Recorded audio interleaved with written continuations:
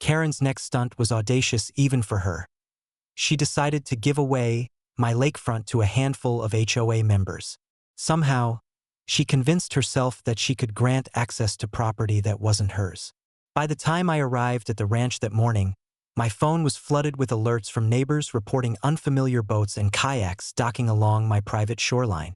I drove down the winding path to the lake, adrenaline rising. Karen was there, clipboard in hand, surrounded by a small crowd of HOA members, all waving and cheering. "Look, I've made the lake accessible to everyone. You can't stop me," Karen shouted, as if her act of generosity somehow overrode reality, property law, and my centuries-old deeds. I parked, taking a deep breath. Karen had no idea what she had just done. "Karen," I said calmly, "you do not own this lake. You have no authority to give it away.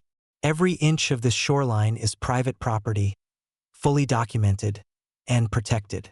You're trespassing, and anyone you've invited is trespassing too." Her smile faltered. "You're lying. The HOA has control over this lake. I can grant access." I shook my head. "The HOA doesn't exist anymore, and even when it did, it never had legal ownership of my property. You've overstepped your bounds again."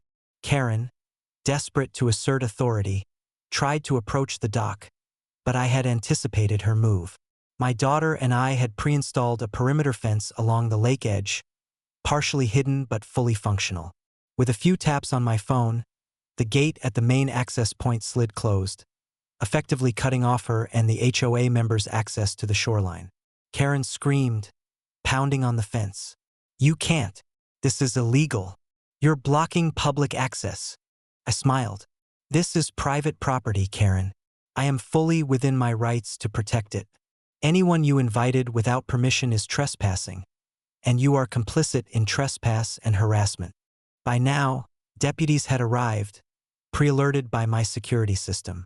Karen tried to explain, waving her hands, insisting that she had rights to the lake. The deputies, reviewing the property deeds and recent court filings that documented the HOA's dissolution, shook their heads. "Ma'am," one said, "you are trespassing on private property. You and anyone you invited must leave immediately, or citations will be issued." Karen's protests escalated into hysteria. Her HOA friends, realizing they were caught in the middle of illegal access, scrambled to leave, leaving her isolated on the lakefront. With her access denied and law enforcement backing me fully, Karen had no choice but to retreat. She fumed, muttering about conspiracies and unfair treatment, while I watched from the porch of my lake cabin. Later that evening, I walked the perimeter of my fence, ensuring the locks and sensors were fully operational. The lake was quiet, the shoreline secure, and my property untouched.